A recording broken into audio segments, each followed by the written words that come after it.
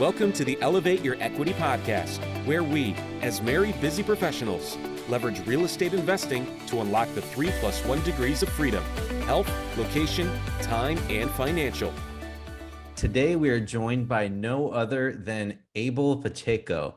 Abel, how are you today, man? I'm doing good, man. Thanks so much for having me, Derek. I really appreciate it, brother. I'm excited. Absolutely. Me too, man. This is going to be really great. And for those who don't know Abel is a real estate investor and Texas native. He's got experience in acquiring distressed properties, renovations, private capital, management of multifamily investment properties.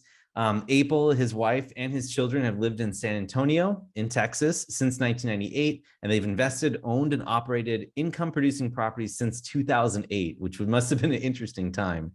Abel's a general partner and principal on over 150 million of commercial real estate assets, and that actually might be out of date, across 17 syndications and over 1,500 doors. He's also working on developing a 156-door multifamily property and a 98-unit built-to-rent community. He's served as commercial loan broker. His wife, Leslie, has also invested in her own 500-plus doors of commercial real estate.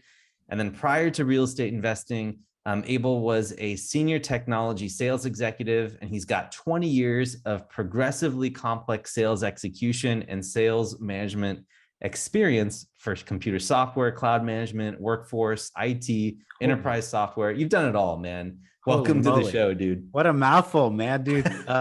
Thank you for the warm introduction. It's like all of my greatest hits. I don't know if I can say anything else. That's it.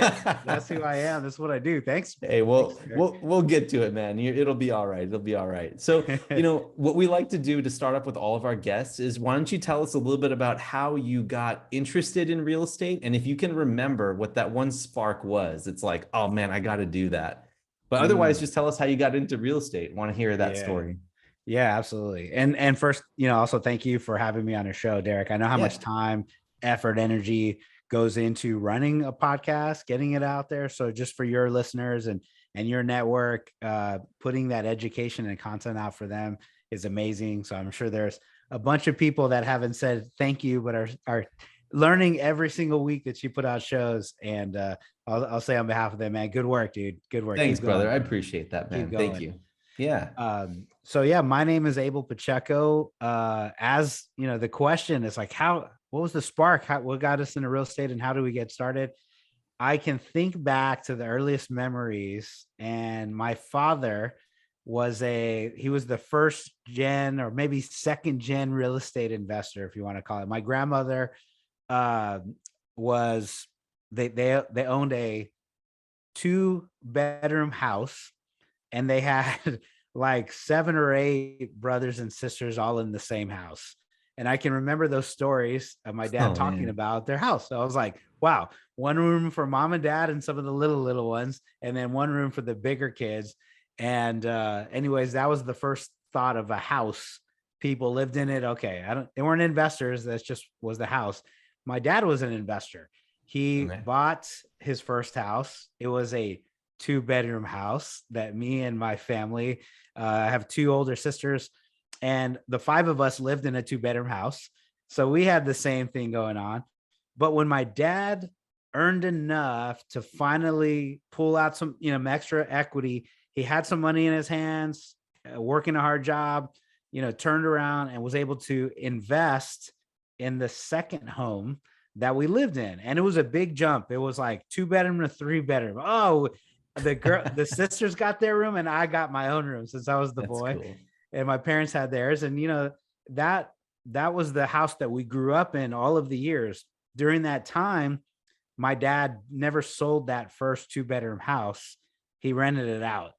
And back then there was not, any renter's warehouse. There wasn't a third-party management tool. There wasn't a piece of software like AppFolio that you could take and manage renters through it. So we would go to the house and pick up a check, and sometimes the renters would mail it, and sometimes they would say, hey, can you pick it up? And we would show up there on a Saturday and we would talk to them. My dad would inspect the house, see what's going on. And I remember him taking a check, and I associated that Saturday afternoon, like getting in the car, going out there, being very appreciative, humble. He would give me the little lesson. Hey, somebody else is paying the rent for us. They're paying off our house. We need to treat them with respect, dignity. They live here. This is their home. But at the same time, this is an investment for all of us, and we can go and inspect here and there and look around.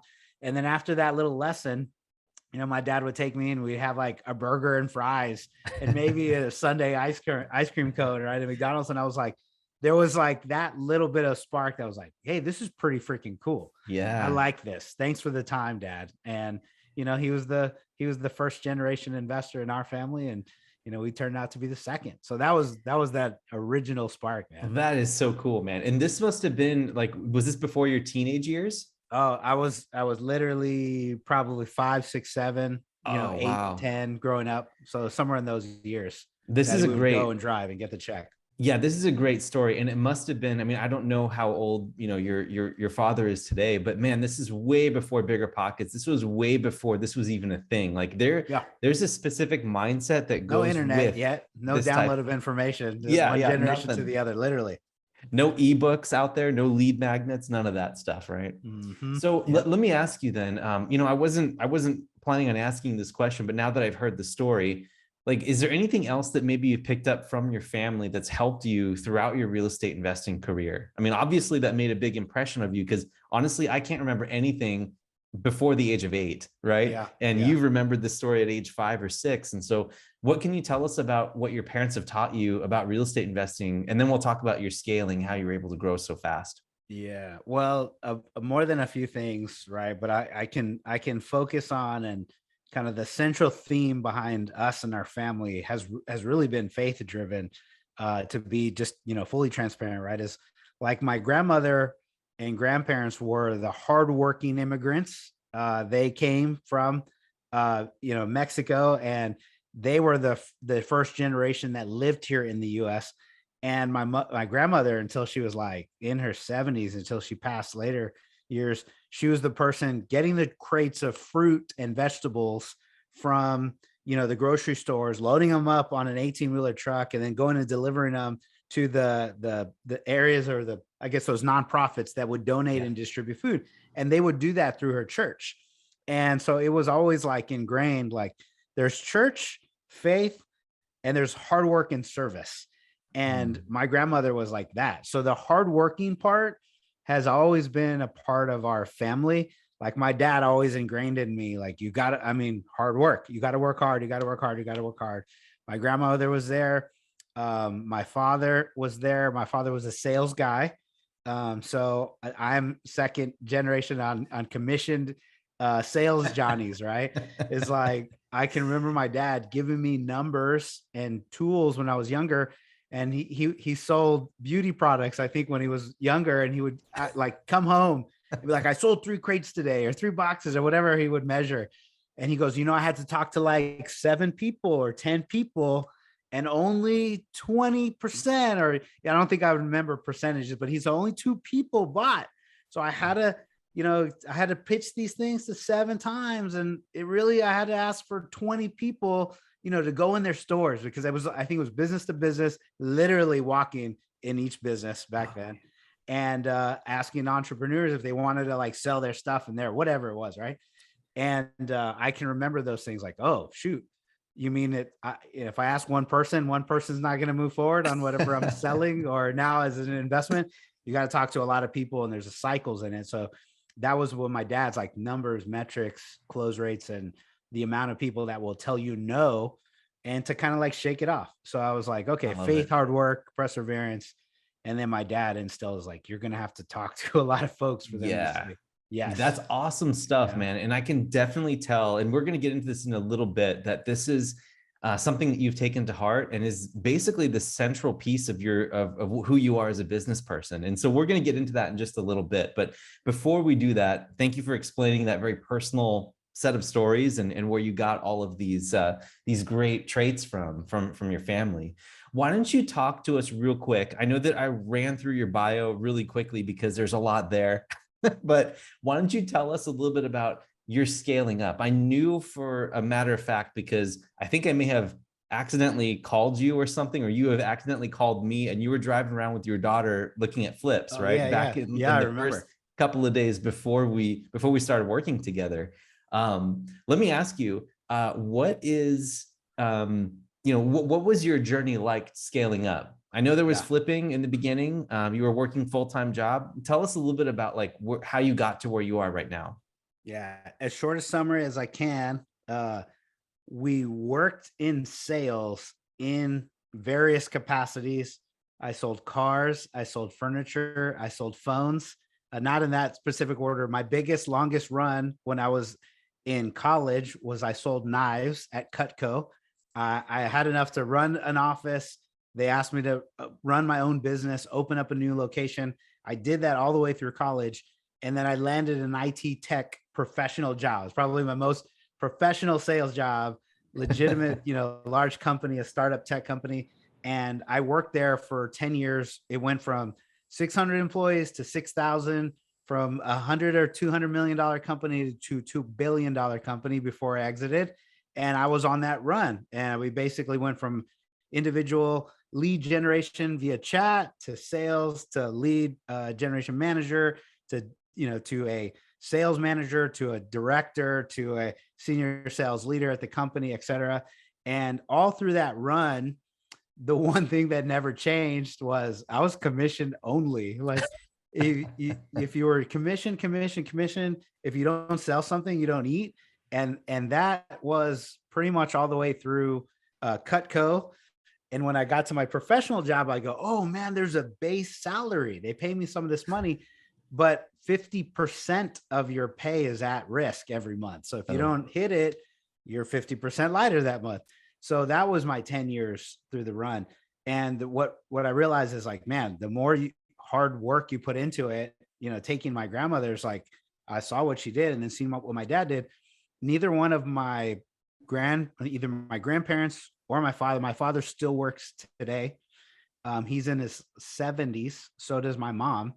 And that part, in the family legacy never went to, hey, how to take money and how to invest it for either number one, cash flow for financial freedom for one family unit, much less generational cash flow. And I think that part of, my story that was the big flip, because I invested in single family since 2008. Mm-hmm. So for 10 years, we looked at our personal financial statement. The first time we did it, I was like, man, I'm not even a millionaire. And around me, like I was the person who had all the houses. So everyone would ask real estate questions to me at work, mm-hmm. my social network, the people, my family's like, what about this? What about that? Real estate, blah, blah, blah. Cause I had 10 or so houses at that time, but not a net worth personal financial statement millionaire. And I go, man, something's got to be, something's wrong. Yeah. What am I doing wrong? And that's when we switched over to apartment complexes, syndications, et cetera, et cetera. So I know bigger conversation, but maybe that was my run from sales to investing and then switching over from single family real estate to commercial.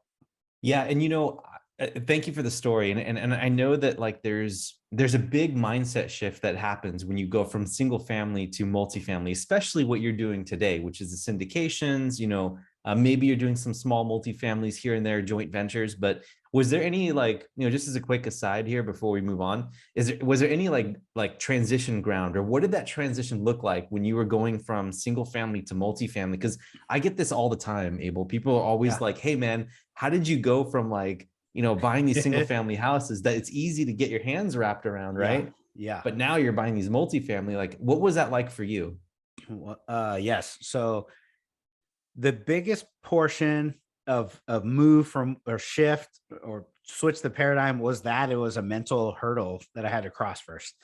At the beginning, it was signing the loan on my first home with a $5,000 payment because it was a first-time homeowners. I was like, you need 5% on $96,000 house or something. So I put 5,000. That was a big shift because I had to sign all these docs and say I'm in this thing for 30 years. Mm-hmm. The second one was a little of the same. Was like, okay, I save money, buy a house. That's where the old thoughts of my dad saying, they're going to pay your rent. I said, okay, that's right. Let's do that twice, 3, 4, 5, 6, 7, 8, 9 times. 10 times.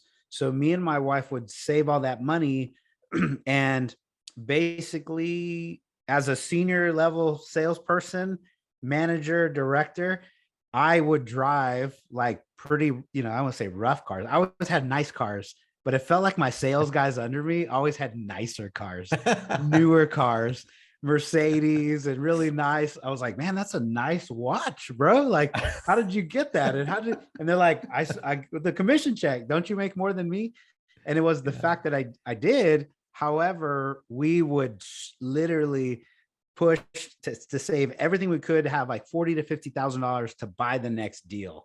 And that's it. In the beginning, it took us from 2008 to 2010 or 12. It took me, 2 to 4 years to buy the second one. And it took us another 2 to 4 years to buy the third one. And then it took us another like 1 year. We finally were making more. We bought number 4 or 5.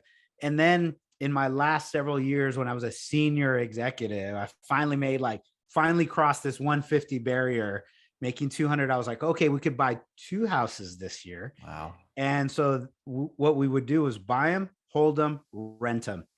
So every time I signed a loan, it was like my mind would stretch in of itself. Like, oh, we did another one. We can do another one. We can do another one. And that is the mental hurdles that it took me to cross, these barriers to cross, because the first multifamily deal I signed as a guarantor was $7 million. And I go, holy smokes, we're going to do this. And I think it's just like a number of, reps. It took you some repetitions to get up there to the mental hurdle. Was probably the biggest one. But then it was also, a little bit of emotion, that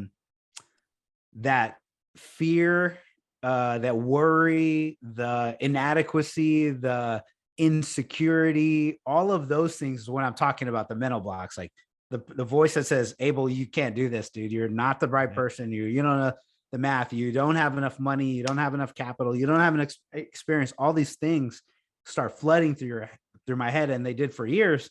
But the moment we said, you know what, I'm just gonna, if I gotta change, I'm gonna do it, because if we don't do it, then it's always gonna be the same. You're gonna have the same thing you've always got. Yep. Yeah. And it was easy to do the math after I had 10 houses, because I go, oh, I'm doing well. I'm gonna freaking knock this thing out of the park. The first time I filled out the personal financial statement, I was like, this is like just 250K of net worth, maybe 300. I go, this 700K away from being a millionaire. And if I did the math the other way and said, well, how much cash flow does it take to me to replace my income? That was like 30 houses for me. And I go, it took me 10 years to buy 10. That's going to be another 20 years and I'll be old and gray, and doesn't matter. I might as well work till I'm dead anyways, Yeah, that's awesome. Was it. So did you find a mentor, or did you start working with people? Like, how'd you get into like the multifamily side in earnest there? Sometimes I'm verbose, so you'll have to keep me on it's track, all good, Eric. Man. The part of this is as short a summary and concise as I could get is we paid for education. I hired a mentor, I hired a coach, I joined 2 or 3 educational programs, and I implemented everything they told me to do for the next, 5-6 years ish. I think we're on now. And it started with my sister, who got a free weekend from real estate package. And she's like, I got this extra ticket. I paid the money, $2,000 for the weekend. And they gave me an extra ticket. Would you like to come? And I said, yes. So I skipped work and I went to the program, and they were telling me about all these terms that I had never heard before. And I was Mr. Real Estate in my head. I had 10 houses, and they were telling me about wholesale and creative financing and seller notes, and also how to raise capital and syndications and all this world that I'd never even heard of before. I had never heard of Bigger Pockets. I didn't go to YouTube for education. I thought I was doing it the right way, et cetera, et cetera.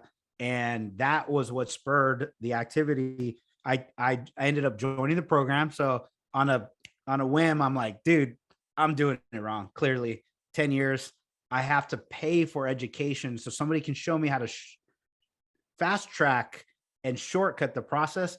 So I spent 20 G's, and what they did was show me how to do it.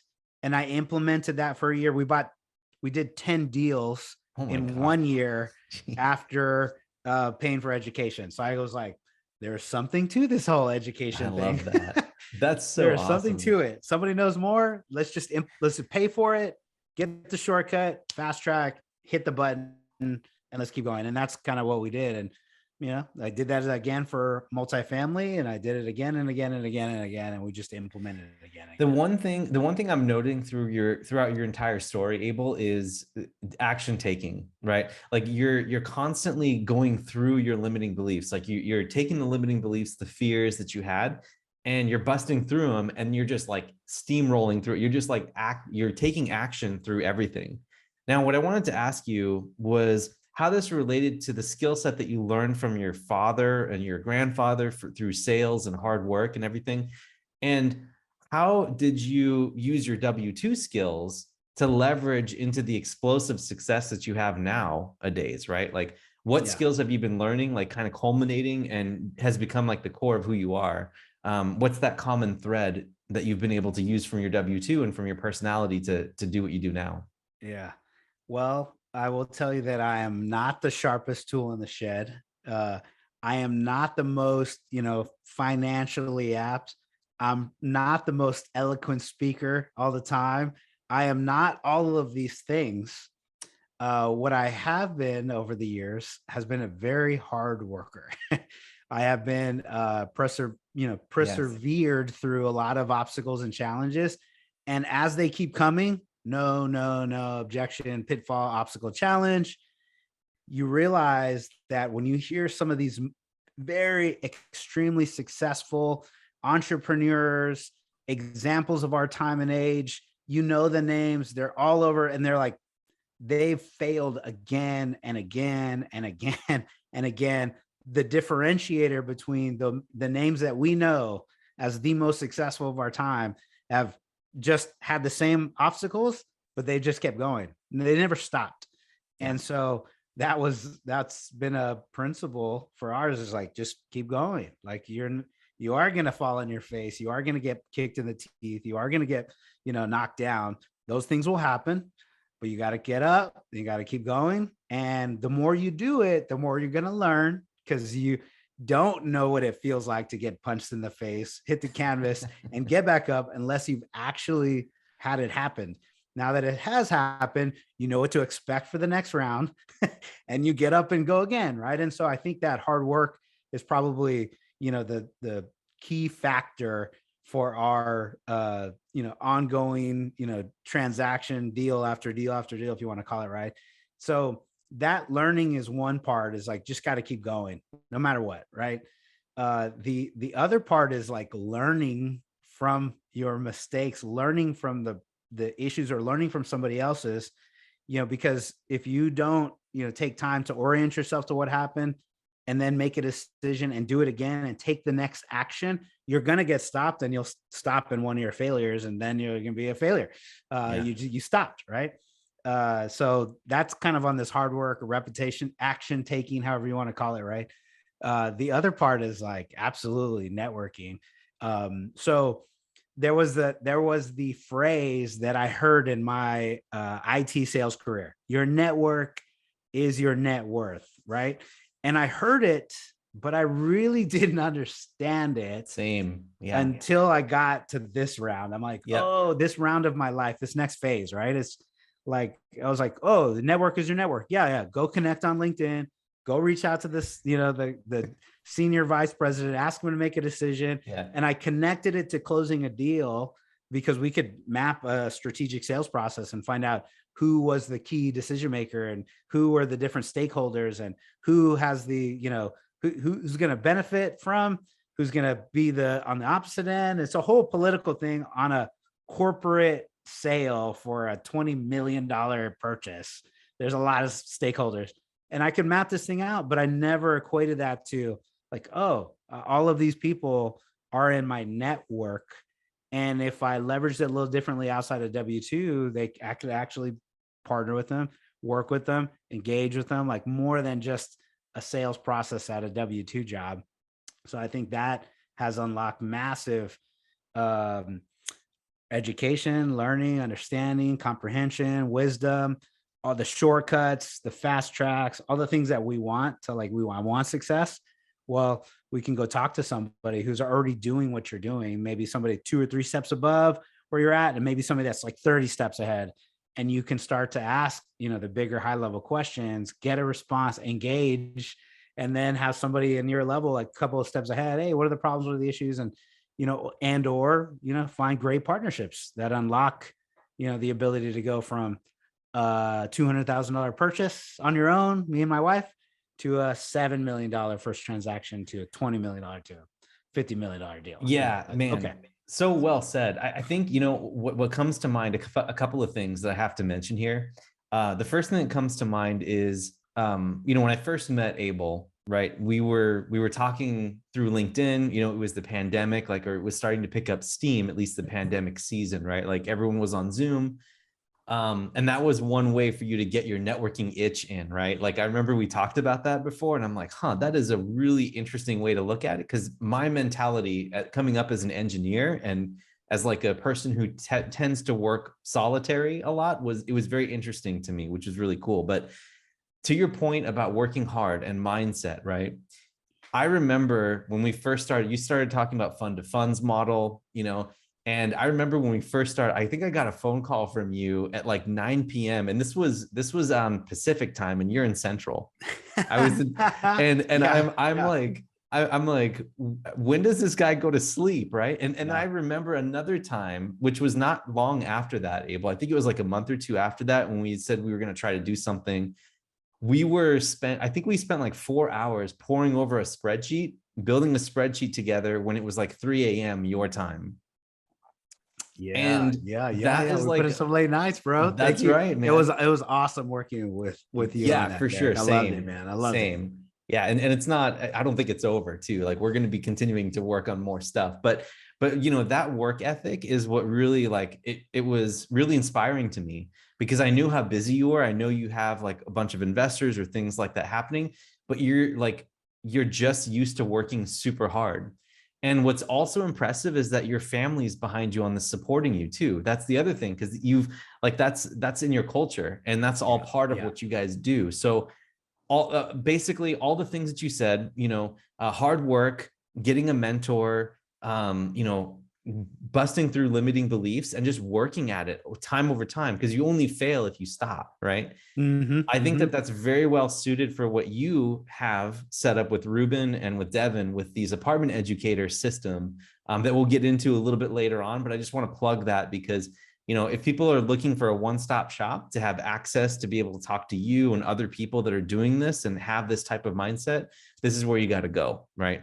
And you heard it from Abel himself. Spend 20 grand, get yourself into a tribe, and you can shortcut a lot of these things, get inspired, find other people that are doing what you're doing, and then get there. So I just want to make sure that I get that into this here. But I want to move on because you'll have a chance to plug it a little bit more later on. But I want to talk about networks, relationships. I know these are super, super important to you, right? Can you tell us how important networks are to you? I want to drive this home to the audience so that they really listen to this. Networking, plugging into groups, or this tribe you said, right? The most important thing for me in real estate investing and my success has been to join a group of people that are already doing exactly what I want to do, and some that are extremely successful, so that I can learn as much as possible from them. That group that I'm joining, you're like, how important is that to you? The groups that I've joined are so important. I've literally spent about $150,000 plus in joining multiple different groups or tribes in a very short period of time. Last 6 or 7 years. That first one was 20, the second one was 15, the other one was 7. I think I got out cheap. Other ones are 20 or more. And every single time I've joined a new network, I've paid for networking ability.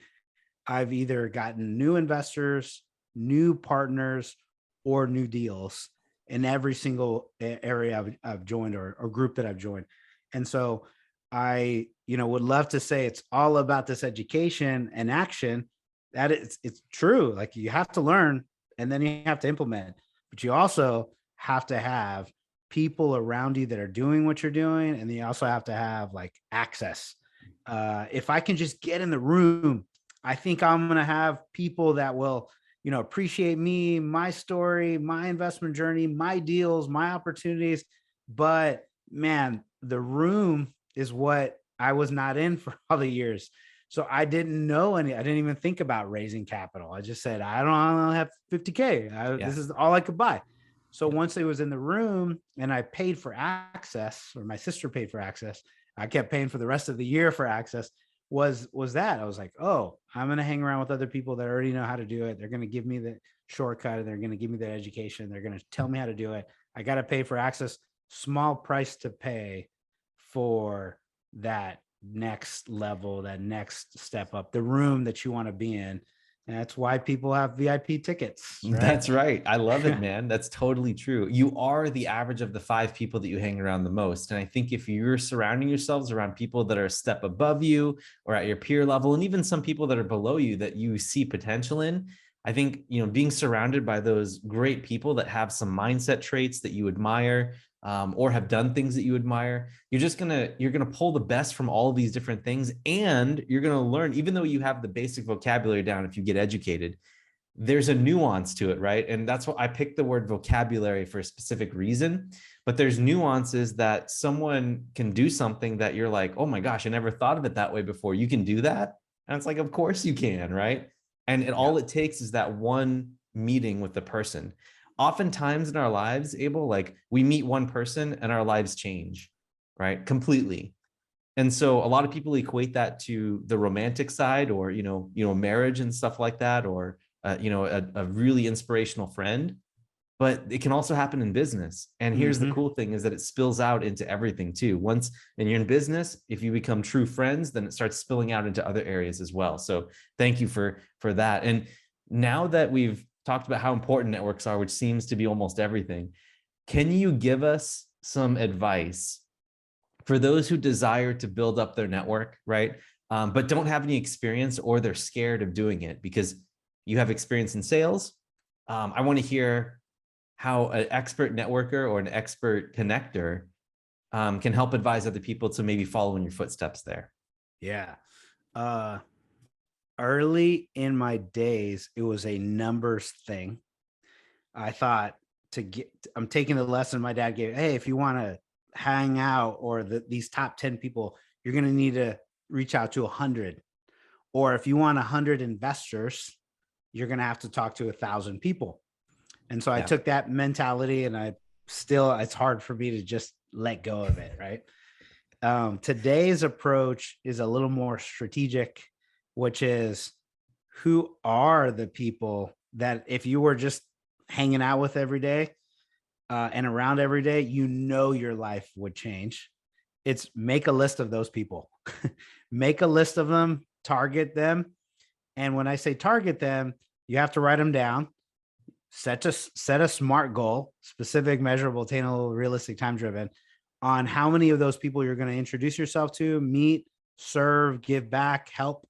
And I would lead with, number one, you have to either pick up the phone, hit up a LinkedIn, send an email, ask for a referral, ask somebody to give you a warm intro.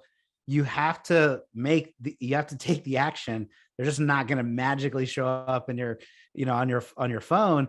You have to take those actions, and you have to probably take them 7, 8, 10, 15, however many times it's going to take, because they're one of your most strategic, life-changing moments type of people. Then you better keep, pinging them right, one way or the other. So that's one, take the action. Number two is you're trying to project into their world for a minute and find out, what do they need at this time in their lives? What do they want? What gives them inspiration or motivation to keep going? Is it them helping other people, or is it them, receiving something or a service that you want to provide? One of my friends is great at this. I'm not. Gifts though, like, oh, meaningful gift. This was really cool. I know Abel likes cigars. If anybody's listening, oh, I'm gonna get him a cigar. So I'm horrible at this myself, but those things are like matter to people are like, oh man, let me go do that or lead with that, and all of a sudden you got a new friendship, a new connection, and they're with this like super targeted list that you feel would change your life, as opposed to I'm gonna talk to 1,000 and I hope there's 10 in here that will change my life. So if you had to do it over, Abel, right from the beginning, would you still follow the like, I'm going to throw a bunch of stuff up against a wall and see what sticks first, and then, or would you be more strategic about it if you had to go back in time? I would split my time. So it's a good question. I don't think anybody's asked me this specific. Normally it's like, if you had to do it again, would you invest in single family and all this stuff? And I'm like, man, I needed to go through what I needed to go through to even be able to get here. But I will tell you this, on the networking side, I would definitely split my time. I would have done probably less of one to many, and I would just a tad, a percentage more on the strategic list. If I had a strategic list, maybe 70-30, and I probably would spend 70% of my time on the strategic and still do about 30% of this broadcasting networking thing. I love doing both. I love being out there. I love big groups of people. My wife is great at having a conversation with like one person or one individual for like 45 minutes and like learning more. And I'm like, oh, you are really great at that. For me, I'm like, oh, 5 minutes. But that's not what builds relationships, right? It's that deep, meaningful conversation. That's great, man. Dude, love it. Thank you for the advice. Okay. So last question before we head into the rapid round. I want to be respectful of your time here. 3 things. You got mindset, you've got knowledge, like rote knowledge about commercial real estate investing, and then you have networking. If someone is just now starting out, where do you think you should prioritize these? I know you're going to do all 3 at once, but like, where do you think someone should put their emphasis first of those 3? You have network, you have knowledge, and then you have network, knowledge, and network, knowledge, and mindset. Don't worry, I'll cut out the silence. You're good. So this network, knowledge, and mindset, of the 3, I agree with you. I think they're all extremely important, almost like the 3-legged stool, right? You don't have one there, you can't sit down. Which one would I focus on first if I'm coming in new on that? I would absolutely still think network. There's these mindset hurdles that need to be crossed. Like if you can't see yourself doing it, you're never going to do it. If you don't have the education, you're going to miss the tactical part. You're going to lose over and over and over again, and just, keep hitting the ground and never get back up in the successful way to keep going. Right. So that networking, though, when you start to hang around with others that are actually doing what you think you want to do, and then seeing them, that they're normal people just like you and me, that they're having success as well, then they can help your mindset just watching their cycles. And you're going to pick up the education on like what to do tactically and strategy. I think networking is the absolute most important, because if you're with some people doing that, it's just the law. It's like the principle of, osmosis is like, oh, you're hanging out, they're doing this. This is what everybody does. We're going to do the same. Like, why wouldn't we do this? Everybody else is doing it around me. I need to go do that. And I think there's something to be said of like just being in the right room. 100%, man. So for the listeners out there, this is gold. If I had this from the beginning, I would have probably 3 or 4 times my business by now at this point, because I did the exact opposite, Abel, because I was more comfortable going into the knowledge and going into the mindset piece, which, eventually led me to the network. But by the time I got into the network, I was already doing JVs. And I have a feeling that if I had started with the network, I probably would have gone a little bit further. I would have selected different markets. Things would have ended differently, right? Or things would have moved in a different direction. And so that's listening to you talk. That's one of my biggest learning lessons from this. And I'm not going to say regret, because, life is a journey and we're all moving. Yeah. I would say that it's a learning lesson. And so for those of you out there who are listening to Abel and I talk, please take this to heart. I agree 100% with Abel that getting yourself in a network and finding something like what Abel is offering with apartment educators, is going to help get you down that path a little bit quicker, because it'll get you all three of those things at once with a strong emphasis on the network. So I know I got to be respectful of your time, but we have one last segment of the show. It's called our rapid round, and it's 5 questions that we ask every one of our guests. So they're meant to be answered really quickly, about 30 seconds each. So I'm going to rapidly ask them to you if you're ready to go. Yes, sir. All right. Number 1, even if you're not a big reader, what book has had the biggest impact on you and why? And we ask that it not be Rich Dad, Poor Dad or the Bible, because we get those two every time. There you go. You're like the Bible. There's a default answer. Mine is How to Win Friends and Influence People by Dale Carnegie. Really solid book. It's probably the inner relations, personal relationships, how to work with people, like 101, 201, 301, all the way to the expert level. I agree, man. I agree. Everyone wants to be treated like a human, and we're in a people business. That's what real estate is. So the better you can work with people, the better your business is going to be. Love that. Number 2, if people wanted to emulate your success, what do you think is the first actionable thing that they could do right now to follow in your footsteps? If they wanted to emulate my success, I would say go to social, LinkedIn, Facebook, Instagram, look at all of our posts, look at everything that we're putting out there, and start with getting some exposure. Start with putting yourself out there. Scroll back to all of my older stuff from 3 or 4 years ago, and you'll get an idea. Yeah.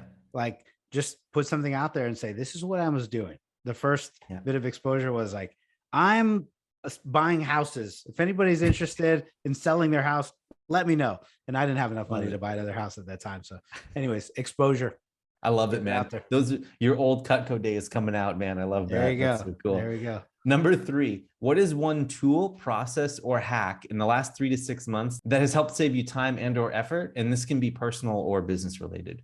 Definitely using project management or tracking softwares, the old to-do list, then a little bit more elaborate Excel kind of, is a little antiquated, right? When you have a project management software tool, you're like, oh man, how did I ever keep track of the 100 things that I needed to do before today?